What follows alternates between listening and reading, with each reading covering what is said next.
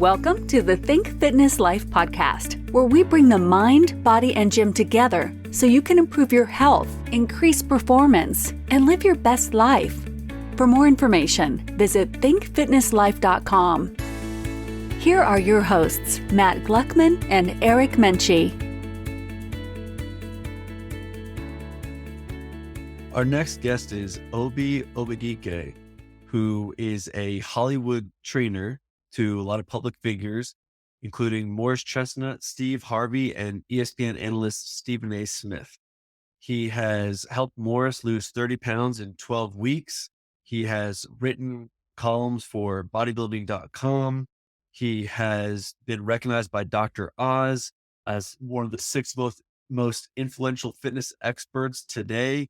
He's been a major part of daytime talk shows, including Wendy Williams, Steve Harvey, Rachel Ray, Access Hollywood.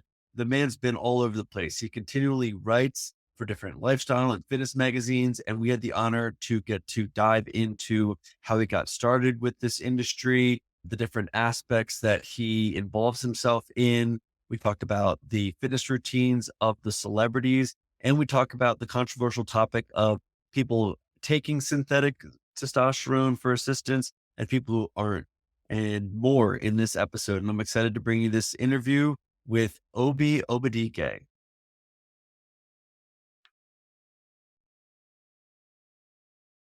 Oh, cool. We are live. All right, Obi. Well, let's go ahead and just talk a little bit about your background, how you got started with the industry, and kind of a synopsis on your personal fitness journey before you became a coach.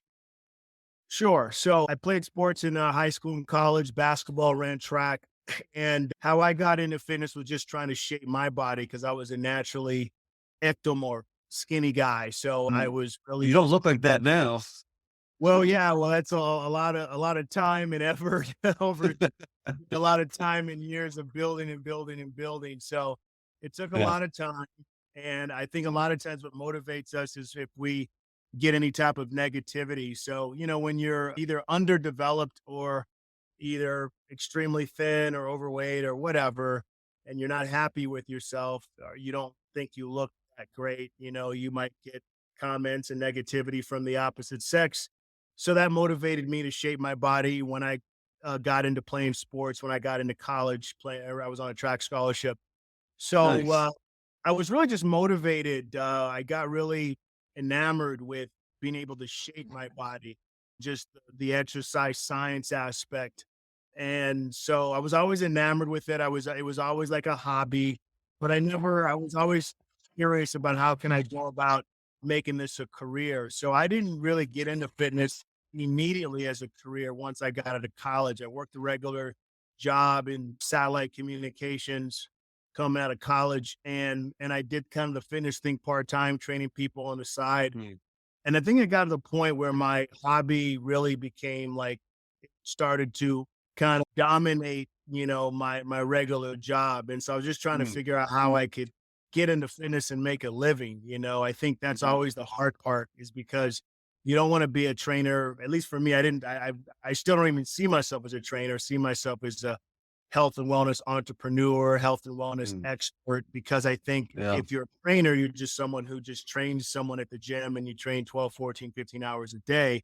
I've always been someone who always wants to be able to create content and to be able to share it with the masses and educate people.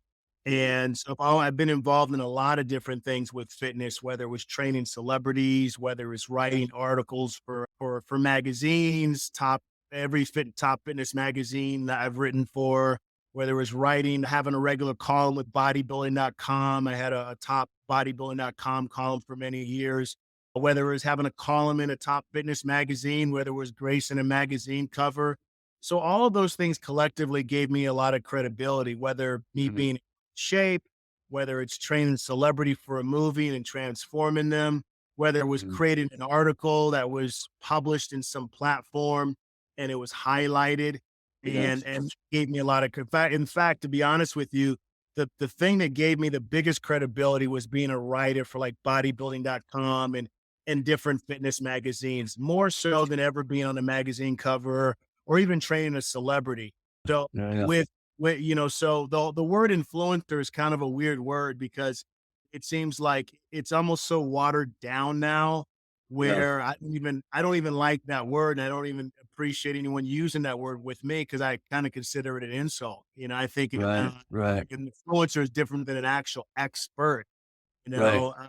As you know, if you're an expert, you have to have done. I think there's a book called The Outliers where they say, 10,000 hours. thank you. Yeah, yeah, Exactly. 10,000 hours. You nailed it, Matt. yeah. So that's what I see myself as, an educator and expert who just loves to create content, whether it's an article or video form, and to be able to use every platform or relationship that I have. I've been fortunate enough with the high profile celebrities I've worked with and being able to I've hosted a national syndicated health TV show called Lifestyle Magazine from 2014 2021. Then I co-hosted a fitness reality TV show with Jillian Michaels and CEO and founder of TRX, Randy Hetrick, that was on Spike TV in 2015. It was a kind of a Shark Tank type of show, fitness entrepreneur TV show where we had to evaluate entrepreneurs to see who's created the next biggest workout fitness phenomenon. So with a lot of the television stuff that I've done and the book that I co-authored with actor Morris Cheshunt, and then being on every major national daytime talk show in the country, it really just gave me a tremendous amount of credibility on a national or even a global level as a writer and columnist. Sounds like you never slept for a period of time in your life. You know what? You know You're what's just so all over the place. Well, you know what's so funny, Matt, is understand this when you enjoy what you do, it doesn't feel like work, right? You just Yeah, enjoy it. So you'll stay up late at night, early in the morning, because you just enjoy it. So it that's why recharges you in a way. it does. That's why it's so important to do something you're passionate about. And a lot of times, you'll do it even if you're not making the most amount of money because you just really love doing it. So, of Yeah, course, obviously, you want to be able to support yourself and create a decent life for you and your family and stuff like that. And so, I think in the health and fitness industry, definitely takes time to create your niche and what you really want to do in fitness and health because there's just so many different avenues that you can take it to, whether you want to be a teacher, a professor, a coach, an author, a writer, or a celebrity trainer, or or in your maybe, case, all of the above. yeah, well, I tried, man. They think put your finger in all types of different things, and you know how it is, man. Like with, you have to evolve. This industry's evolved Yeah, so much now that the actual legitimate experts seem to be getting pushed down in terms of visibility because of for the sure. whole influencer. They get drowned out in the noise out there for sure. Yeah. And like Oh you yeah. said, like the barrier of entry to influencer is so low, but Yeah. also because the barrier of entry to a personal trainer is so low. So like to your point, you have to kind of separate yourself from the pack. And, in the beginning, it was, especially in like the Arnold era, it was like, who could be the biggest and the most chiseled and get on the magazines. Right.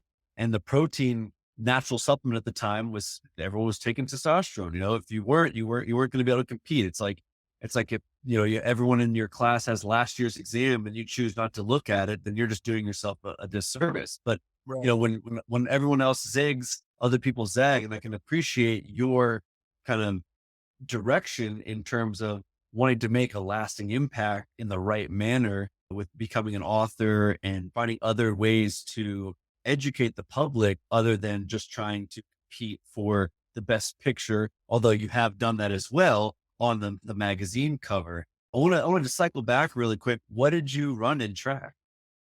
I was a sprinter. I was a 100, 200 meter runner, and I was a school record holder at Cal State Fullerton. So I ran at Fullerton. I had the 100, the 200 meters, and the 400 relay. So I had three school records before I left the school, and I Oh, was all Big West Conference 2 years in a row and co-athlete nice. of the year. So yeah, I had a pretty good college career. I felt like I could have done a lot more because I half of my career I had hamstring injuries, but I love sports. I'm an athlete to the day I die. I was Yeah, gifted to be able to jump high and run pretty damn fast. So yeah, I just and so that's really my love for fitness. That's how it came about because when you're running track or playing any sports, you have to lift weights. You got to be able to, be stronger, add muscle and increase your Yeah. strength, be able to explode. So lifting weights was really the thing that really helped me to become a better athlete. And once I got to college, so I first started lifting weights when I was 17, graduated high school at 17. And once I got to college is really where I really had the time to really, get into weight training and stuff like that. And it does Your take time. It takes time to shape your body, especially if you're someone who relies on just doing it naturally and not relying on steroids or drugs, which is for someone that sure. me, I never took that stuff. I speak against it. I know some people don't like me for talking bad about it. I just don't think it's necessary. I think there's too many risks involved. The courage to be disliked. Uh, Yeah, no, absolutely. you At know, the end of the day, like if you know you're if you know you're being true to yourself and you're being honest, and like I said, I don't care if someone wants to take it or not. I'm just saying, hey, yeah, that's that you don't have to take that path because I've seen so many people that have, and they did not have the ability to discipline. When they go that route, most of the time they're not doing it on small amounts. They're doing it on large amounts, and they don't have the ability to do it within moderation if that's what you plan on doing. And then it just ends right. up into a whole lot of horrible health issues down the line. Yeah, I want to get back to that topic. That's a really big topic I want to get back to. But before we go there, I'm just curious a little bit more about your background. Like, did anybody else in your family, was there anybody else in your family an athlete or in the fitness industry, or were you kind of like the breakout one of your family? Yeah, I would say I was a breakout one. I mean, my dad played Cool. soccer, and my family, for the most part, has always been kind of health conscious or Mhm. active. But as far as like from, fitness in general, as far as what I'm doing, no, I was kind of the first to kind of, break out. That's cool. And you said you went to college in California. Yeah, correct. Yeah, I'm from Southern California, and I went to Cal State Fullerton. So is that where you were able to, I guess, network or get yourself into positions with celebrities and Yeah, you know what happened, to be honest with you, how I got involved with celebrities was, celebrities are very visual. They're visual creatures, like we all are. yeah, So they're not going to work with you unless you don't look the part. If the celebrity looks in better shape than you, they're not going to want to work with you. I remember for Mark sure. Wahlberg saying, I'm not gonna have someone train me if I look better than them. And I Right. understand that, even though I don't 100% agree with that, because I know of some brilliant, brilliant scientists and health and wellness experts who are not crazy fit, but they are, they're scientists. So, but I understand the visual aspect. So what happened with me was when I got on a lot of fitness magazine covers, that really helped me to work with celebrities. So they would see me on a magazine cover and be like, "Who's that guy?" And that was what led to me working with several. So all it takes is just working with one high And then profile. the snowball effect kind of, Oh, if you once you yeah. do a great job, then they talk and refer you, and it goes, and then it just becomes a viral effect type of thing. So Can I the ask who way your first celebrity was? Yeah, yeah. Well, my first one was Morris Chestnut, the actor. Yeah, that was probably my first high profile one, and he really And how became long did you guys work together? we probably worked together off and on for several years. But Yeah, the big yeah. one was helping him to get in shape for a movie more than So 10 what you're years ago. telling me is you weren't able to get him into shape in just 30 days? Well, let me tell you something. He was when he came to me, he was in the worst shape of his life. A lot of people don't believe that.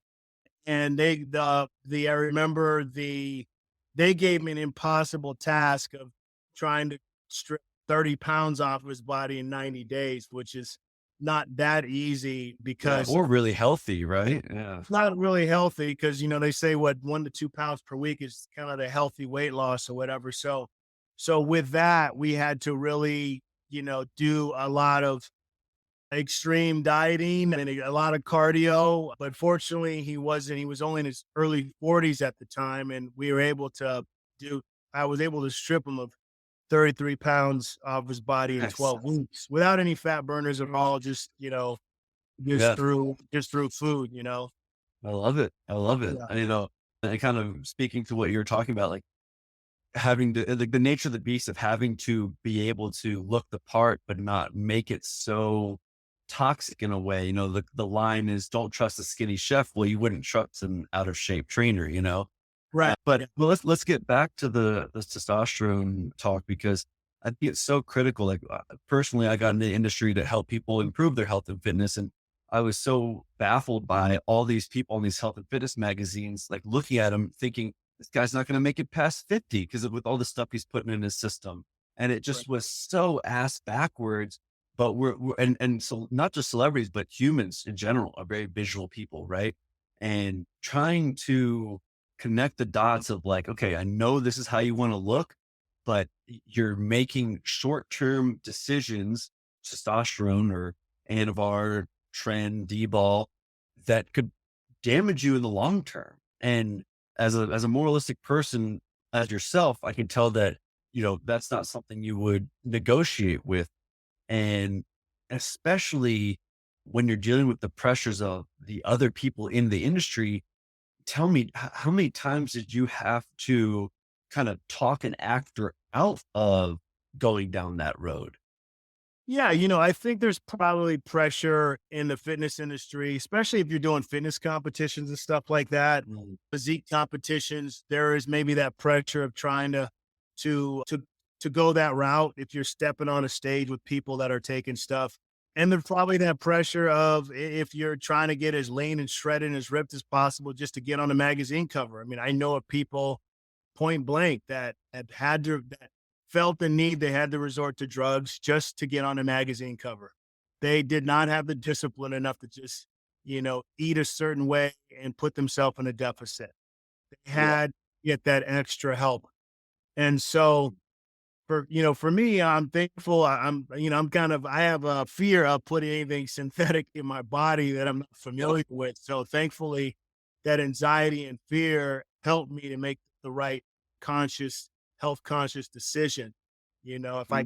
If I can't look the part the right way with doing all of the right positive lifestyle health decisions, then I don't choose to want to do that. So I think there's a lot of pressure for a lot of people. For me, it just wasn't, and it's funny because there's people will swear up and down like, oh, he's got to be taking something. There's no way you can be that. And for me, fortunately for me, I try to be honest and look, I have the genetics, right? I'm a naturally lean guy. So, if I'm a naturally lean guy and I'm telling you, look, I walk around at 6 to 7%, and I have never really deviated from how I exercise and even how I eat. So if you add the genetics, if you add the consistency over time, you would have to really do something drastic diet and exercise wise and deviate from what you've been doing over time to wreck your body composition. Yeah. The genetics Yeah. definitely matters, and Yeah. thankfully I don't have horrible genetics, Yeah. so yeah. How about with potential clients that you worked with? Did you ever have anyone that came to you saying, this is what I need to prepare for, and I'm going to take tea Oh, and yeah, I oh, think yeah. you would Oh, talk oh, them off the ledge? absolutely, and I Yeah. would say, I can't work with you, Yeah.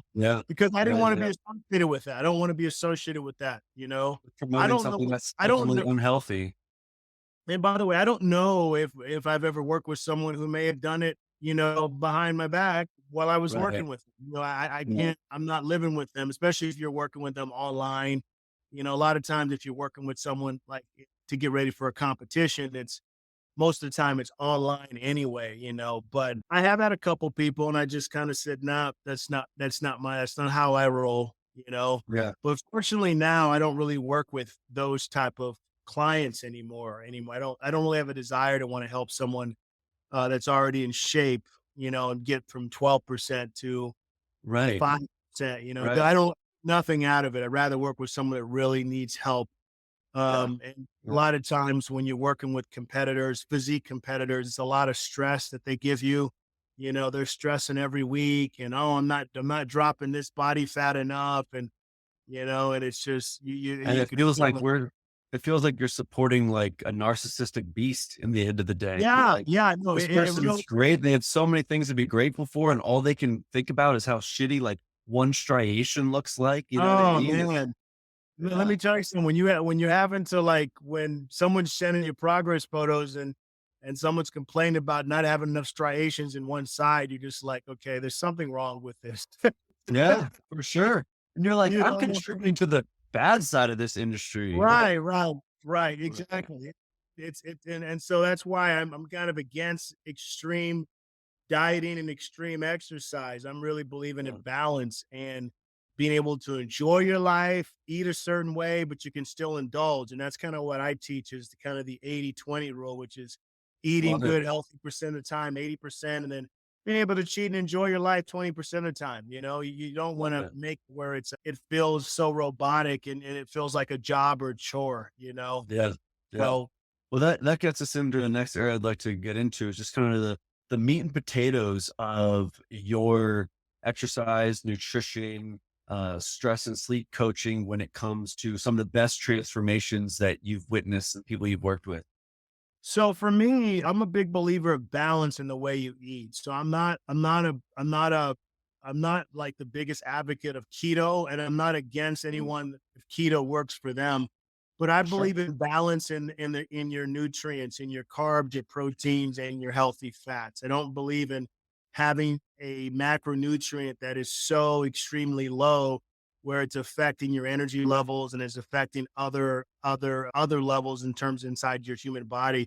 So I think when you have balance, I feel like that is it's more sustainable, in Yeah. terms of how you eat and stuff. And Yeah. so what I try to teach is like, look, the idea that if a macronutrient is like above a certain number, or let's say your macronutrient, let's just say your macronutrient level is between 20 to 30 to 40% of your calories, and that's supposed to be basically the bottom line is that there isn't a macronutrient that's going to help, that's going to make you obese or overweight. Mhm. Always going to come down to a calorie surplus. For So I don't sure. want people to blame protein or carbs or Or fats, fat. Yeah. fat, that's why you're gaining body fat. Like the Mhm. science, you just have to look at the PubMed science. It says no, it's not. It's calorie surplus. It always has been, Yeah. you know. Calories So I in versus calories out. yeah, so I teach balance in how you eat, and I also Mhm. teach balance in exercising as well too. I do believe that there is this thing called overtraining, and you For can't sure. For sure. contrary to what you hear out there. I feel like working out no more than anything more than 5 days a week, I feel is counterproductive. Yeah. Is that So typically what you would coach your clients with 5 times a week trading? five would be the most. I actually ideally like 4 days a week. And it Like depends two on what you're. on, break, and then two on again? Well, basically, like for example, I'd probably for a lot of my clients, I'd have them maybe work out weights Monday, Tuesday, Wednesday, Thursday, Mhm. and then cardio would be, Monday, Tuesday, Wednesday, Thursday, and maybe a Friday, like 5 days of cardio and 4 days of weights. It Mhm. really, and I say it really depends on the person's goals and how quick they want to get there and what they've done before. Cause I don't think that everything is really applicable to that individual. Yeah. So, there might be a person that, they've got a lot of joint issues, or maybe they're an elderly. And I probably won't maybe I'll have them do, weights Monday, Wednesday, Friday, and then do Mhm. cardio, 3 to 4 days a week. And Thursday, Saturday or something, yeah. exactly. So, if you got someone that has joint issues, or they've had a lot of injuries in the past, and then you probably would maybe create a program where it's low impact movements and really trying to give them. Of course, you want to give them good a good workout program, but it's also you want to give them something where they have enough time to recover. So Yes. me actually saying, hey, this is my approach. This is how I approach. My approach is really it's individually, always individually based. But what I Mhm. could say in general is that I really try to listen to the client. I really don't believe in overtraining. I really do not have any client working out more than 5 days a week. I give them at least 2 days to recover with their body.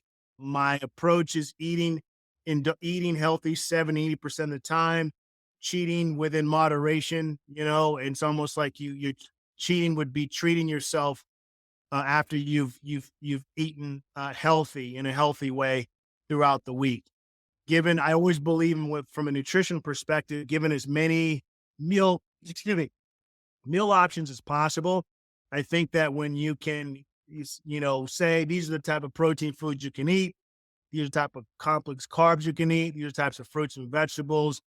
The more options, the easier it is for the person. For When sure. you are very restrictive nutritionally in the types of foods, it really makes the process a very difficult process for a lot of people. And so if you're trying to create a lifestyle of eating and exercise, you want it to be something where it's enjoyable and it's something that it doesn't feel like it's just this such a difficult chore and task. Yeah. Yeah. Obi, how would you tackle people who struggled with sleep, the clients that you worked with?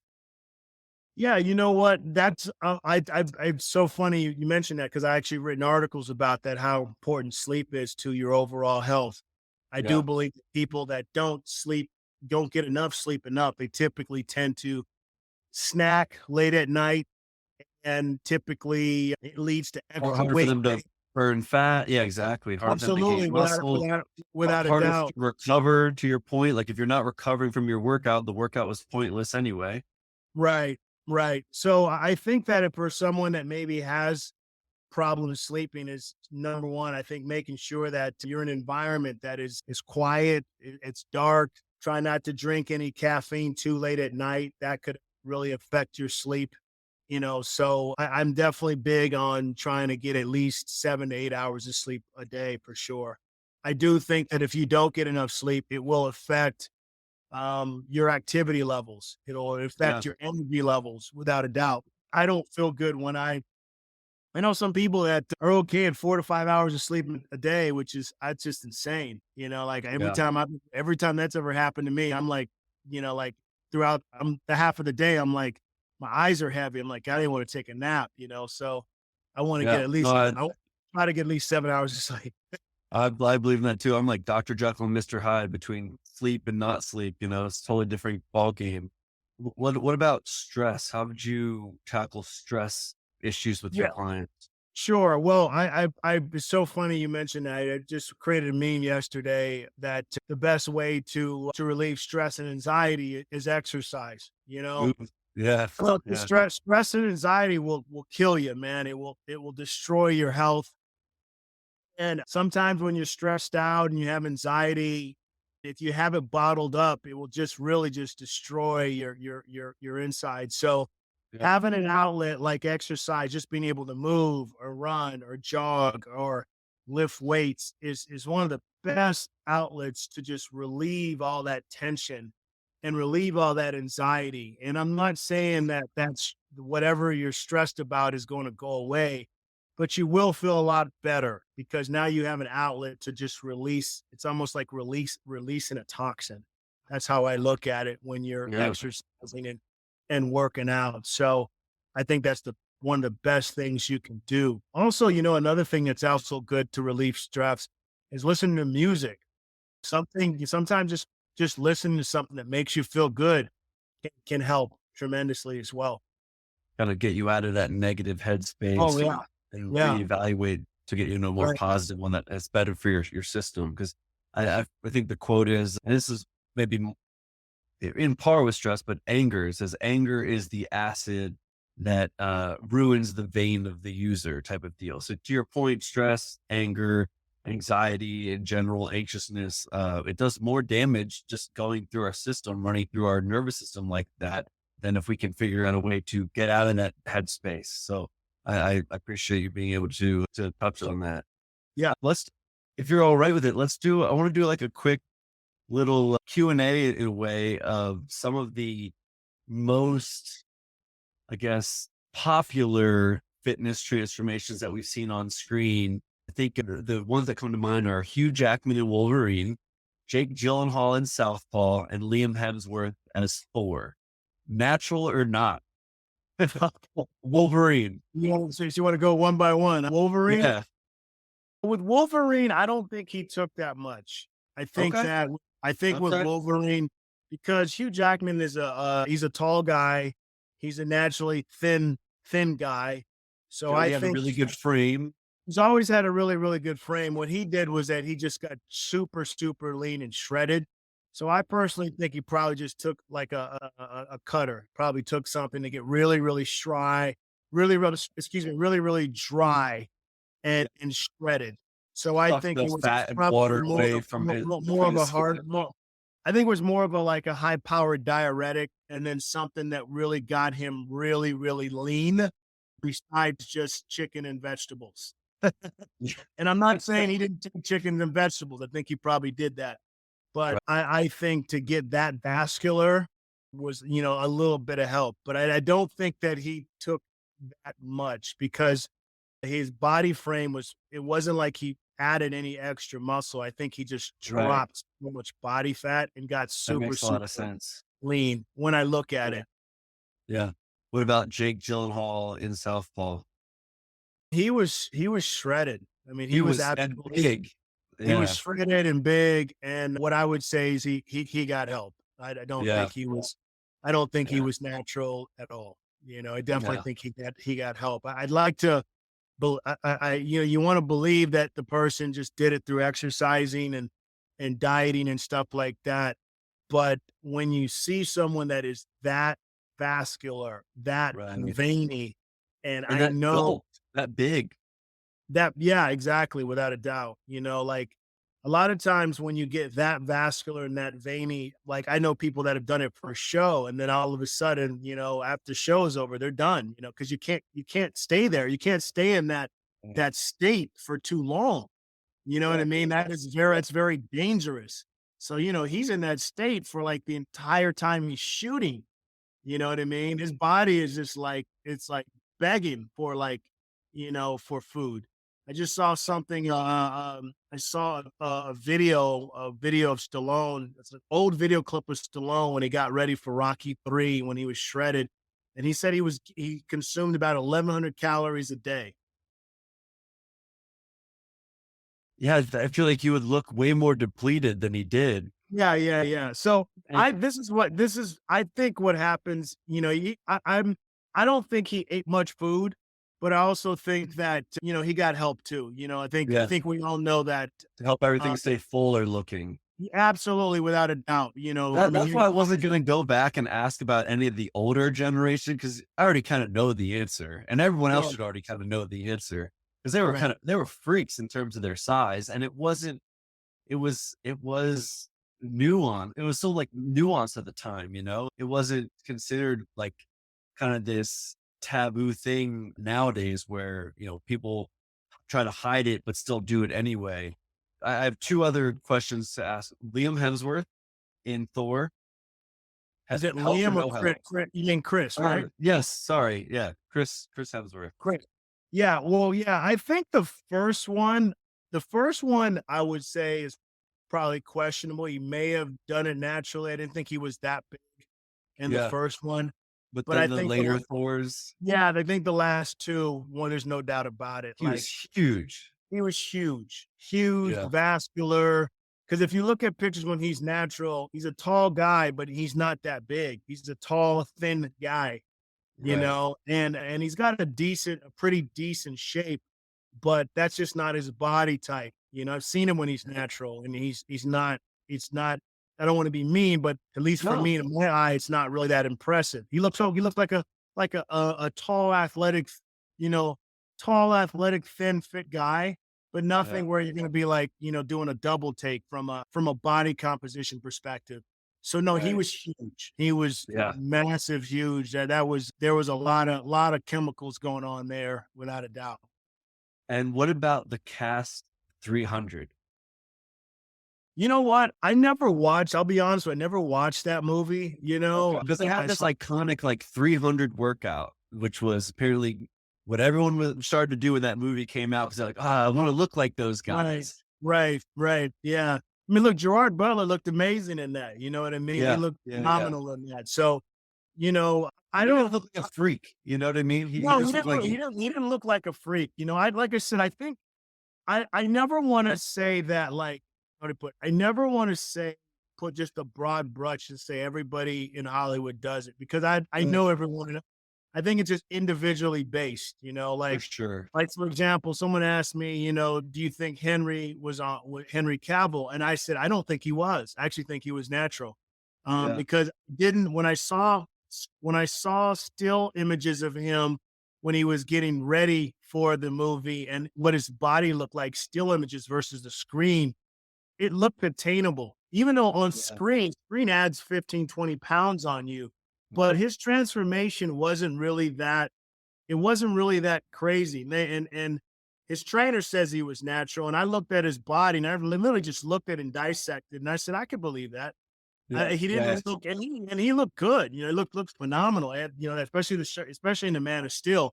So, and he didn't have that. Didn't have that. Vascularity. No, he didn't have that vascularity, and that's always a telltale sign. When you Yeah. see someone that's just got these big row veins, so veiny and vascular, and they're flaccid, that's always a telltale sign that someone's, taking stuff. And that like paper thin skin. Yeah, Yeah. he didn't have that, Yeah. So yeah. And I love being I able to think the, I, talk mean, about like, I think the human body is amazing, and I think that some of these guys, I think they have so much pressure to have to look like a superhero, and not trusting that they actually, if you are doing all the right things and you have enough time, and then if you pump up right before that shirtless scene, you're gonna look pretty. You'll be surprised how impressive you'll look like even without that stuff. But I think there's this insecurity by a lot of them. And of course, there's so much money that they're being paid, and they have to, there's this pressure of looking the superhero part, that it's a lot easier to get that shortcut and cheat to look the yeah, part for the movie. And then after that, they're off to the next one, and they can just, don't have to focus on that anymore. right. Like to your point, Tyrese Gibson from Fast and the Furious, he just looked really strong. Like he just looked like he'd been working out prior to that role. He didn't look like he became a freak for that movie. And I Yeah. think it's just so important to be able to talk about this stuff openly, because as coaches, trainers, or fitness entrepreneurs, we have a responsibility to either contribute to the problems that we see in our industry or try to correct them. And I think we can warp the the perspective and the realities of young minds in terms of what they think is attainable in such a short period of time, and then add to the pressure, right? Like there's a trickle down effect, right? Like when we were, it's sad to say, but nowadays you get kids in high school who are taking PEDs to try to get a spot on the football team or a sports team so they have a chance for college, and it just, you hope it doesn't go any lower than that. But I think that's why it's so critical to have these conversations, because there are people who look just as good as the people who have taken the shortcuts, and they can do it in a way that is balanced, sustainable, and just takes more time and more effort. No, it does, and it's just trusting the the human process. I think the thing about with these young kids, they don't even realize what they're doing is that by you going that route, do you realize that you are stopping your natural testosterone production? It Yes. stops. And then once Yeah. you get off of it, it does, now a lot of times it takes a while for it to open back up again. So now And you've if you, got these extremely low testosterone levels, and you might have to go on TRT, time. yeah, So they don't know that, and so that's what happens when you're extremely naive and you're really trying to go for the shortcut, and so yeah. and it still requires them to work hard. It's not like these guys are just taking the help, the synthetic drugs, and just not working out. They're still working their ass off, They I don't want still I don't want are. to discredit that part. Well, no, they still are, but what a lot of people don't realize is it's a significant advantage when you're talking about building muscle. I didn't even know this Sure. until this was forwarded to me by a buddy of mine, a PubMed study, that they did a study on people that took steroids and people that didn't take steroids, in terms of people that took steroids, and they didn't work out, and someone who worked out for 12 weeks. They all worked out for 12 weeks. And the person that took steroids but didn't work out, and the person that worked out for 12 weeks and didn't take any steroids, the group that just sat on their butt and just took steroids for 12 weeks was able to build more muscle than the group that worked out for 12 weeks. Yeah. So you actually can build muscle without ever touching a freaking weight. Yeah, I didn't know that. You know what I mean? Yeah, no, it is no joke. You know what I mean? Because what happens, as you know, is when you take, PEDs, everything grows, your muscles and your organs. You know what I mean? So yes, of course, if you add resistance training, you're going to gain more. You're going to, of course, gain Even more. more muscle, right? But you're still gaining muscle because everything is growing inside your body. So you still have an advantage over someone who's working out. He's working out, lifting weights. He's not taking nothing, and you're not working out, and you're just popping injections or whatever. But you're still, everything inside your body's still growing. Your muscle, your organs. So that's kind of where it is. It's it's crazy. You know what I mean? Yeah. So yeah, I mean, it's, at the end of the day, people have to make their own decisions on their own choices. But, what I would say is that I believe the risk far outweigh the rewards. That's just from what I've seen and what I've read and what I've researched. And then also, you don't even know the irreparable damage you've done to your body, Exactly. So it's not worth it. It's just not worth it. Well, Obi, it's been a pleasure having you on. I don't want to take too much more of your time, but I just have no problem, man. Thank you so much for having me on. I just wanted to plug something real quick. I wanted to, that was my next question, was like, where can we find you? Okay. What's some of the new stuff that you're working on? Sure. No problem. So anyway, you can find me on social media on Instagram, OB_Obadike. You go to my personal website if anyone's interested in wanting to get in better shape, obobadike.com. I have a health and wellness supplement company with Morris Cheshunt. We actually offer a free 30 and 60-day diet and exercise ebook with anyone that purchases our New Year's resolution, weight loss, appetite suppressant products. We've got some great supplement products at ethicalinc.com. The name of the supplement company is called Ethical Inc. for anyone that's looking for some great weight loss products, supplement products. But you also get a free 30 and 60-day diet and exercise ebook, because we don't want to be that type of company that's telling you pop a pill and all of a sudden the body fat's going to drop off. That doesn't have that. You need the information. And so that's why we go above and beyond and say, hey, here's a 30 and 60-day free diet and exercise ebook along with the product to give you the education to do what's necessary to drop the weight. Ethical Inc. And if you just send me an email after the show, I'll be sure to include those in the show notes. I appreciate that. Yeah. And then just last thing is just two questions. I said favorite lift and favorite quote that comes to mind. Okay. Favorite lift. It's a good question. I would probably say flat dumbbell chest press. I love flat dumbbell chest press. And Classic.